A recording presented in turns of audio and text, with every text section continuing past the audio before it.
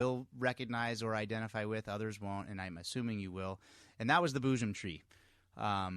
Most people have no idea what a boojum tree is, and when they see one, they still don't know what it is. And it is a member of the cactus family. I don't have all the answers and details about it, but that's it's the Dr. Seuss tree. It's the tree that ends up with a curlicue on top. Yeah. In Spanish, they call them cerillos, and cerillo is a matchstick, and they call them that because after a rain, when they bloom, they have this brilliant orange flower off the top of them, and it looks like the flame on a matchstick. But where does your fascination or your interest or your desire to spend time in Baja come from? Well, I think I'm drawn to sort of cinematic landscapes that put human effort and human existence in a framework. Do you know what I mean? Yeah. Where we can stand and be awestruck by something, but also, in a certain sense, disappear into this landscape and be a part of it. What I loved about driving through Baja, and I drove the entire peninsula. I took my truck down there to carry some things for a wedding, but then ended up driving my wife down to Cabo to put her on an airplane, and then took my time coming home. And what I found was I just kept pulling over in these moments where these panoramas just boggle the mind with their scope and scale. And yet you look down and here's this tiny, beautiful little detail. And the boojum tree forests that I first found were, I don't know, they're sort of Dr. Seussian the way that very they much grow. so, and, yeah. Yeah, and how untree-like they are when you get up close. But what I loved about it was that they were at a kind of human scale. I grew up in redwood trees, which are hundreds of feet tall. I grew up in old growth redwood, and that kind of scale, especially when you're a child, it might as well be Mount Everest. Right. A 300-foot tall redwood tree. I did end up climbing some by the time I was a teenager, but it's really daunting. And the boojum tree forest, as I wandered around, I was immediately transformed into a kind of childlike sense of wonder. And I must have spent 2 hours just sort of noodling around with no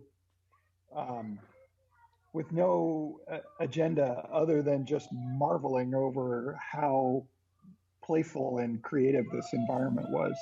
And the amazing thing about those is they are only in that central to low central region of the peninsula. And they are I believe they are a protected species like the cardone is. And I could probably go to jail for admitting this, but I've dug up small boojums in the past and tried to get them to grow in southern Baja at my house, and they don't survive. So they need to be exactly where they are, and to my knowledge, they don't exist anywhere else, which is interesting. Yeah, I wonder what that sensitivity is, but that's I can believe that. Yeah, right. We were there sort of late summer, and they were blooming, and there was a distinctive kind of sweet smell out there among the trees, and I think that was part of it. Part of what made that such a memorable experience. The other thing that I loved about Baja was that you didn't have to drive far out of whatever town you had slept in that night or beach that you had slept on, in my case, to suddenly be alone again, Yeah. you know, Yep. and eh, in some ways that's difficult to find in this day and age, Ain't that the right? truth? Yes. Yeah, It was something that I and really, where my house is and was, where I lived in San Jose del Cabo. I had a job. I had to be in town every day for the most part, but I could hop in my truck and drive 30 minutes out on the East Cape and truly be, I mean, in small small crowds of surf if there were people there, sometimes totally by myself. But you could go and spend 2 hours in the morning and be completely alone in the middle of nowhere if you really wanted to, and then be back in the bustling town if you had to be, which I did. So I yeah, understand what you're saying. Yes, it was there yeah, was beauty to that, to be able to transport yourself into some solitude without a whole bunch of effort. yeah. One of the things I love about this summer's project is that we'll be living on the boat that we build. So we'll spend 7 to 10 days building this catamaran out of reclaimed materials. Oh And man. then we'll be out in the, what's it called? The Bahia de la Ventana, I Yep. think, Yep. just that bay. Yep. We'll be out in that bay on a kind of uh, 15-mile loop out to that island that's offshore. Um, I think it's uh, Serralvo. Cerralvo, Yeah. yeah, Isla Cerralvo, which they tell me is covered in goats. Um, and one of the things that I love on some of these projects that we've done with kids is when we're out there just in the wilderness or on the water in this thing that we've built, how how time changes, and suddenly these kids, there's no form of entertainment. There's no, we don't bring our electronics. We're sort of purists about that, and Wonderful. and and the boat is just gently rocking for 6 or 8 hours, and like suddenly a day has gone by and the kids don't even realize, like, they weren't bored. They didn't, in a certain sense, they didn't really do anything today other than their shipboard duties, but suddenly it reframes childhood back to something that has like a reasonable tempo, you know? So that's one of the things that I talk about in 50 Dangerous Things too, is allowing kids time, even when they claim to be bored. Boredom is the true mother of invention. Yeah. Uh, Yeah.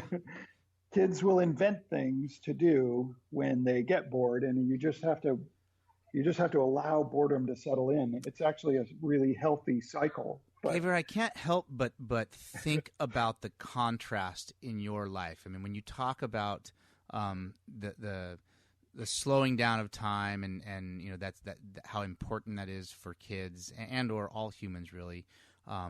But I mean, you made a career in a place that is about as fast paced and demanding as it can be, and yeah, the juxtaposition of your of that and your past and the way you currently see the world. I have to believe at certain times when you were living in that space that it was difficult for you, or were you fully absorbed in it, and you just have now come to this realization that there's another way to live. well, so I grew up in remote Northern California in a very small town that barely exists anymore. And both of my parents worked. And so when my brother and I got home, we were essentially unfettered and unmonitored. I mean, but we were part of a group of kids in that neighborhood who were just in and out of everybody's house. But what we kids did was go down to Casper Beach and have our own adventures. And we had no adult supervision. We were up and down the cliffs and building forts and making fires and all kinds of things. And like after 5 years of that, you can imagine even that experience, we experienced regular bouts of boredom, but that just fueled our imaginations. And we Yeah. always came up with some new quest or project. And, and I think that's my own personal reference to what the tempo of childhood can be. And it doesn't, we don't have to schedule every hour. We need to leave space for their ideas.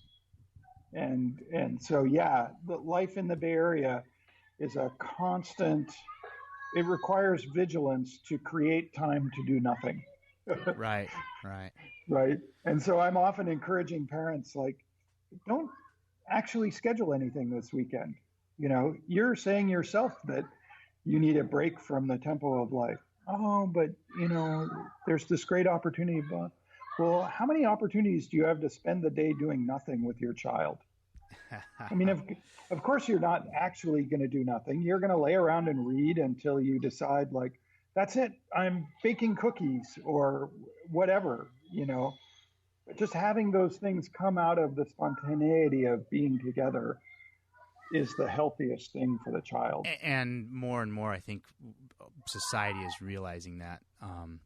I want to ask you what we're almost done here, and I want to ask you one more question. Oh, yeah. It's a bit of a bounce again, Okay. and it stems from. I mean, in the last 6 years, I have told my best to kind of paint the picture of your story and ultimately then what Brightworks is. Yeah. And I believe I read or watched or heard something along the lines. I know there's no there isn't. You have arcs and you have like community presentations. But did I read or hear that you went to some of the Ivy League schools and asked, listen, if I start this school and there is no grades, what's the likelihood of you accepting them into your school if you can tell they're smart? Well, what is the result right now? I mean, you have a very different approach to educating kids. I'm sure there are people that totally disagree with it, but is it? I'm assuming I know the answer to this, but I'm going to ask it anyways. Is it working? Yeah, it is working. I mean, we're just starting to have kids graduate from our high school programs, but those kids are getting into colleges just fine. So the truth of the matter is the colleges are desperate for kids who aren't going to college as just the thing that you do after high school, right? And what we are graduating are young adults who have a sense of who they are and what they're interested in. They're going to college with a sense of purpose. They're not going to college because that's what you do after high school. Right. They're going to college because that's what opens the next door, and they know what door that is. They're not going to college to find themselves. They're not going to college to discover, some new passion. They're open to it, but what I do think we're graduating out into the world is a kind of uncommon thing, which is a confident young adult who knows who they are and what they love and what they're doing in life, right? Well, I can't think of a better way to wind this down than to chime in to what you just said. Let's hope that we can do more of that, because that is definitely what the world needs today. Would you agree? I would agree. What the world needs is people who love each other and themselves and feel like the world is a place full of potential and opportunity and something that's worth caring for. Man. So I want to say I want to learn more about what you've got going on down in La Ventana. I do have friends that live there. My house in San Jose is only a couple-hour drive from there. There's actually a really fun dirt road to take to connect the East Cape of Cabo San Jose up to the Baja de los Sueños area there. And there's if I can figure out timing and whatnot, I may come up there and check you guys out at some point and bring my son and say hello. I also have a very good friend who has a home there. I think he's there full time now. Him and his wife, it's Steve Murphy and Annie, and I'll make sure to give you some contact information. But he is was a skipper. He owned a fleet of boats called Pesgato, But I had the good fortune of bringing a 60-foot catamaran that he built